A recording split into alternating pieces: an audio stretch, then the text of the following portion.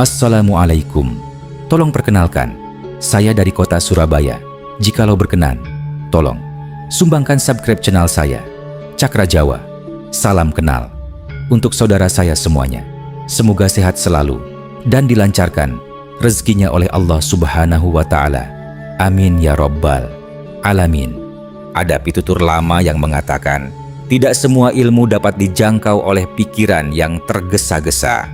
Ada pengetahuan yang justru mulai terlihat ketika pikiran berhenti berlari, ketika hati tidak lagi sibuk mencari jawaban, dan ketika manusia berani duduk bersama dirinya sendiri dalam keheningan.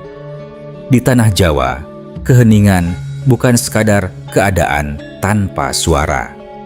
Hening adalah sebuah ruang batin, ruang yang sejak dahulu dipandang sebagai tempat manusia dapat melihat dirinya dengan lebih jernih. Malam telah turun, angin bergerak perlahan melewati pepohonan, embun mulai jatuh di atas rerumputan. Di sebuah pendopo tua, lampu teplok menyala redup, sementara suara gamelan dari kejauhan terdengar samar, seperti datang dari masa yang sudah sangat jauh. Di tempat seperti itulah para pinisepuh dahulu menjalani laku. Mereka tidak selalu mencari kesaktian, tidak pula mengejar kemampuan untuk mengetahui sesuatu yang tersembunyi. Sebagian dari mereka justru melakukan perjalanan yang jauh lebih sulit, yaitu belajar menenangkan dirinya sendiri. Sebab manusia seringkali tidak sadar bahwa musuh terbesar dalam dirinya bukanlah keadaan di luar sana, melainkan suara yang terus berbicara di dalam kepala. Pikiran mengingat masa lalu. Pikiran membayangkan masa depan. Pikiran menilai orang lain. Pikiran mencemaskan sesuatu yang bahkan belum terjadi. Dan tanpa disadari, manusia menghabiskan begitu banyak waktu hidupnya hanya untuk mendengarkan suara pikirannya sendiri. Disinilah rahasia ilmu suwung mulai menemukan maknanya. Suwung bukan berarti menjadi kosong tanpa kesadaran. Suwung bukan pula melarikan diri dari kehidupan. Dalam pengertian batin, suwung adalah keadaan ketika keramaian di dalam diri perlahan mereda, sehingga seseorang dapat menyadari sesuatu yang selama ini tertutup oleh kebisingan pikirannya, seperti permukaan air yang terus diguncang angin. Selama air bergelombang, bayangan rembulan tidak pernah terlihat utuh. Tetapi ketika air menjadi tenang, rembulan yang sejak awal berada di atasnya mulai tercermin dengan jelas. Demikian pula batin manusia. Bukan karena kebenaran itu tidak ada, melainkan karena pikiran terlalu ramai untuk melihatnya. Para leluhur Jawa mengenal laku semacam ini melalui berbagai bentuk tirakat, prihatin, tapa, dan keheningan. Namun, inti dari semuanya bukan sekadar menahan sesuatu secara lahiriah. Yang lebih dalam adalah belajar melepaskan pamrih, mengurangi kegaduhan ego, dan kembali kepada kesadaran yang sederhana. Eling lan waspada. Ingat kepada diri sendiri, sekaligus waspada terhadap segala gerak yang muncul dari dalam diri. Maka, ketika kita berbicara tentang menghentikan pikiran berisik dalam 5 menit, jangan membayangkannya sebagai sebuah kesaktian yang mengubah manusia secara seketika. 5 menit hanyalah sebuah pintu kecil. Yang penting bukan seberapa cepat pikiran menjadi diam, melainkan kesediaan kita untuk berhenti mengejar setiap pikiran yang muncul. Duduklah dengan tenang, tarik napas perlahan, rasakan tubuh, dengarkan angin. Biarkan pikiran datang tanpa harus diikuti. Biarkan pula ia pergi tanpa harus dilawan. Karena terkadang, semakin keras seseorang berusaha mengusir pikirannya, semakin kuat pula pikiran itu kembali. Seperti air, ia akan menemukan jalannya sendiri. Dan mungkin di dalam keheningan yang sederhana itu, kita mulai menyadari sebuah rahasia lama, bahwa ketenangan bukan sesuatu yang harus dicari jauh-jauh. Ia sudah berada di dalam diri, hanya tertutup oleh suara yang terlalu ramai. Malam semakin sunyi, lampu teplok semakin redup, dan di antara napas yang perlahan menjadi tenang, ada sebuah pintu batin yang mulai terbuka. pintu menuju suwung, pintu menuju ruang yang selama ini mungkin tidak pernah benar-benar kita tinggalkan, hanya terlupakan karena kita terlalu sibuk mendengarkan dunia. Maka, sebelum melangkah lebih jauh, marilah kita berhenti sejenak, diam, bernapas, dan mendengarkan apa yang tersisa ketika pikiran tidak lagi menjadi pusat dari segala sesuatu. Jika kita menengok kembali perjalanan batin manusia Jawa, kita akan menemukan sebuah kecenderungan yang menarik. Sejak dahulu, kehidupan tidak hanya dipandang sebagai perjalanan untuk memenuhi kebutuhan lahiriah, tetapi juga sebagai perjalanan untuk mengenali kedalaman diri. Para pinisepuh, pertapa, resi, dan mereka yang menjalani laku prihatin mengenal keheningan sebagai bagian penting dalam perjalanan tersebut. Bentuknya bermacam-macam.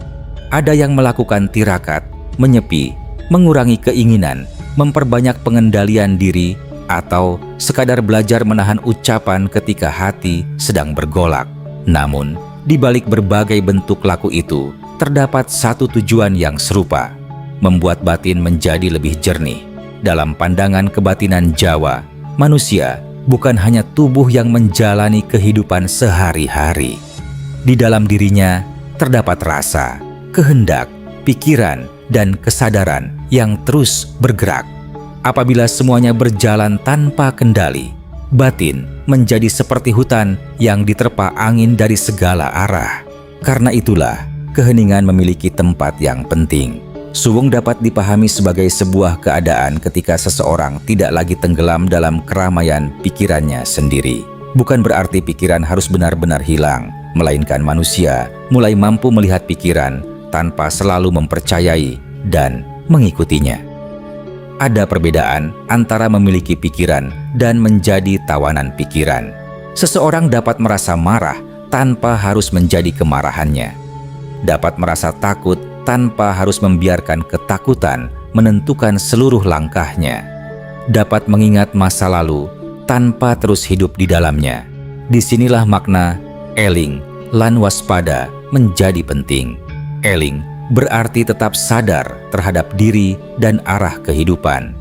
Waspada berarti memperhatikan setiap gerak batin sebelum berubah menjadi tindakan.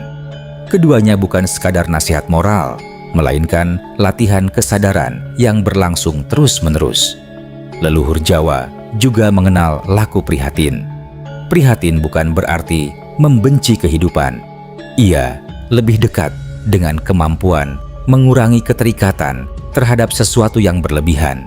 Ketika keinginan tidak lagi menguasai diri, batin perlahan memperoleh ruang untuk bernapas, seperti tanah yang tidak pernah meminta dipuji ketika menumbuhkan tanaman, seperti air yang tidak pernah berteriak ketika menemukan jalan menuju tempat yang lebih rendah, seperti angin yang tidak terlihat tetapi mampu menggerakkan dedaunan. Begitulah keheningan bekerja. Ia tidak selalu terlihat dari luar. Seseorang yang sedang menjalani laku batin tidak harus tampak berbeda. Ia tetap bekerja, berbicara, makan, berjalan, dan menjalani kewajiban sebagaimana manusia lainnya. Namun, ada sesuatu yang berubah di dalam dirinya. Ia tidak lagi mudah terseret oleh setiap suara yang muncul dari pikirannya.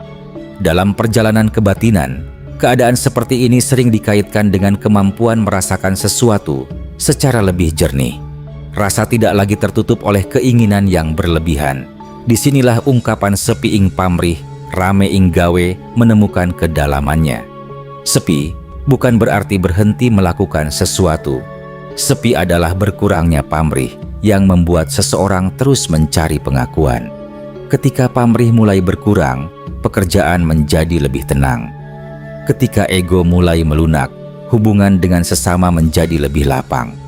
Dan ketika pikiran tidak lagi mendominasi seluruh kesadaran, seseorang mulai memiliki kesempatan untuk mendengarkan suara batinnya sendiri.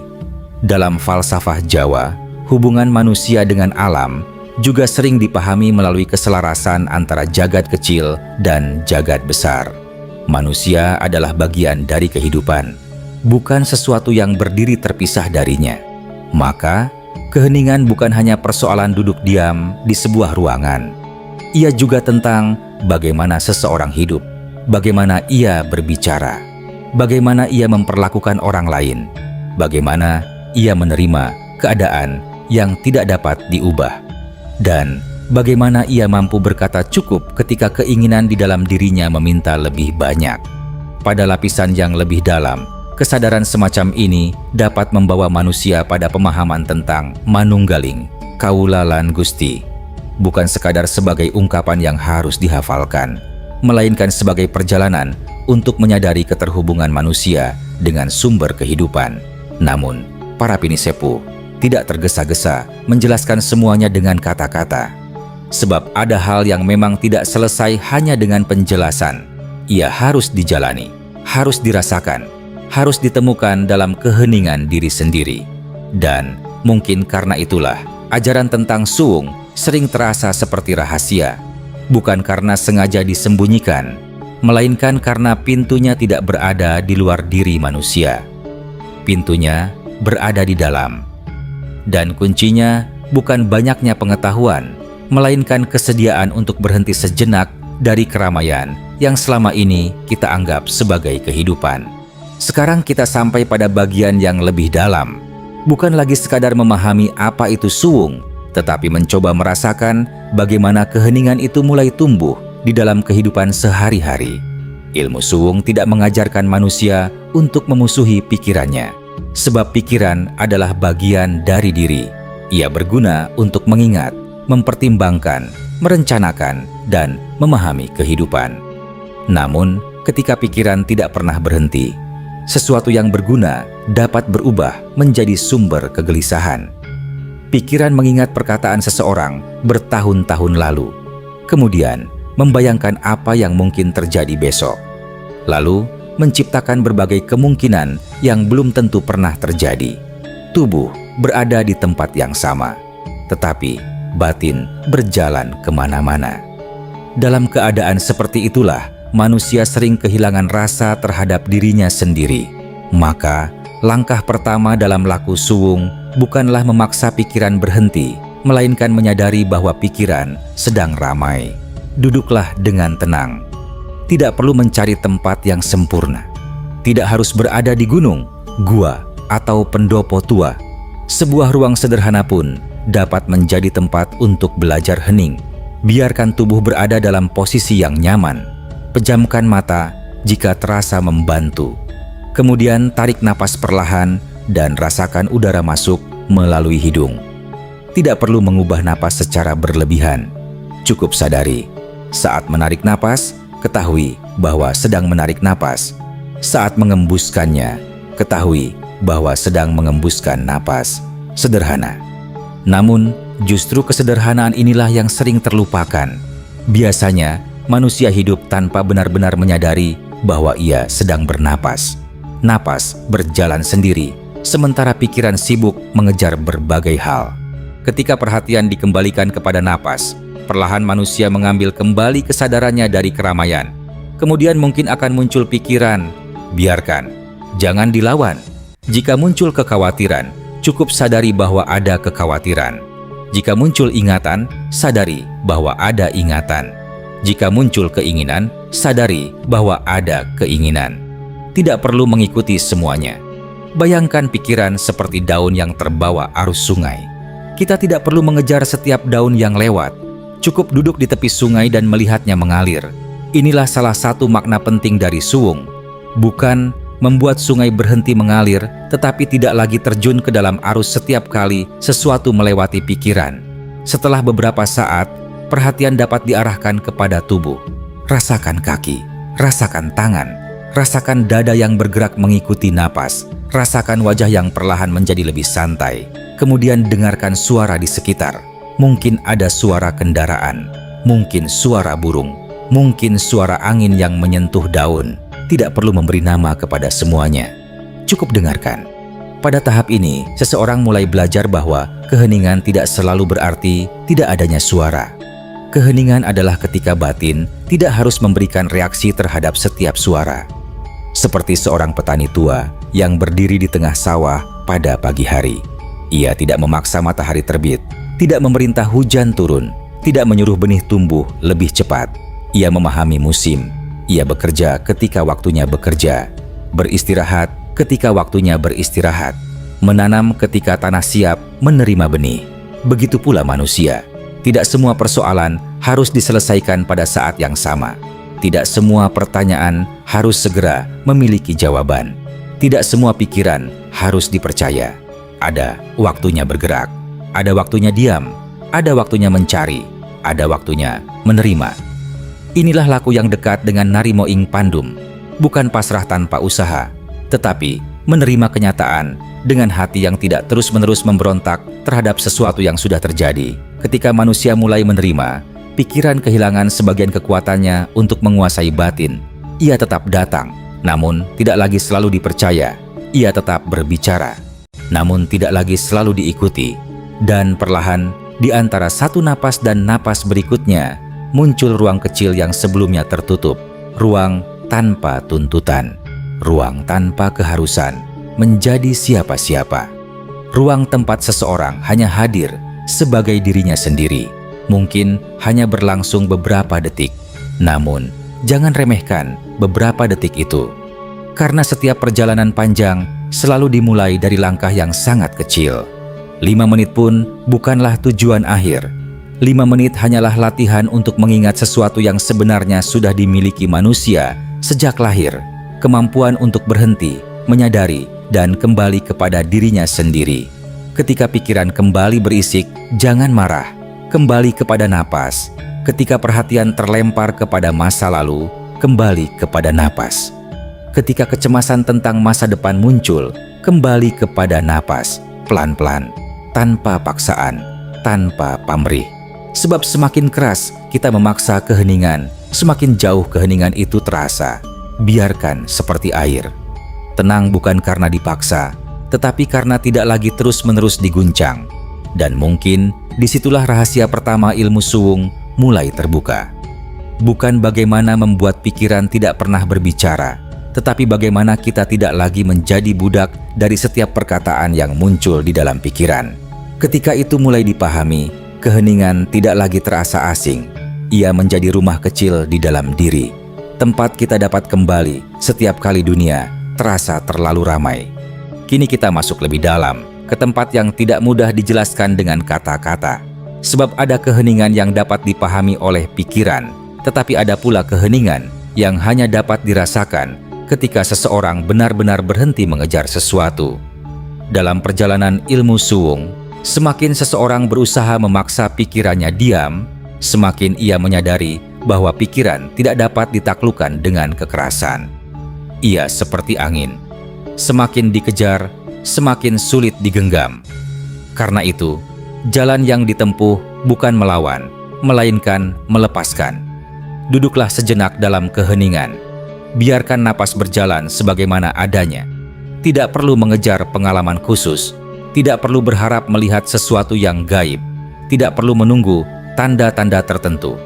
Cukup hadir. Ketika pikiran muncul, biarkan. Ketika pikiran pergi, biarkan. Di antara datang dan perginya pikiran, terdapat ruang yang sangat halus. Ruang itulah yang sering tidak disadari manusia karena terlalu sibuk mengikuti isi pikirannya. Seperti langit yang tetap luas, meskipun awan datang silih berganti. Awan bukan langit, begitu pula pikiran bukan seluruh diri manusia. Kemarahan bukan seluruh dirimu. Kekhawatiran bukan seluruh dirimu. Masa lalu bukan seluruh dirimu. Pikiran hanyalah sesuatu yang sedang melintas. Namun 5 menit yang dijalani dengan sadar dapat menjadi awal dari kebiasaan baru. Belajar berhenti sebelum bereaksi, belajar mendengar sebelum berbicara, dan belajar merasakan sebelum mengambil keputusan. Pada akhirnya, ilmu suwung bukan tentang menjadi manusia yang kosong dari pikiran. Ia tentang menjadi manusia yang tidak dikuasai oleh pikirannya. Dan ketika batin mulai tenang, mungkin kita akan memahami sebuah pitutur yang sangat sederhana. Kadang-kadang jawaban tidak datang ketika kita terus bertanya. Jawaban datang ketika kita cukup hening untuk mendengarnya. Seperti embun yang turun tanpa suara.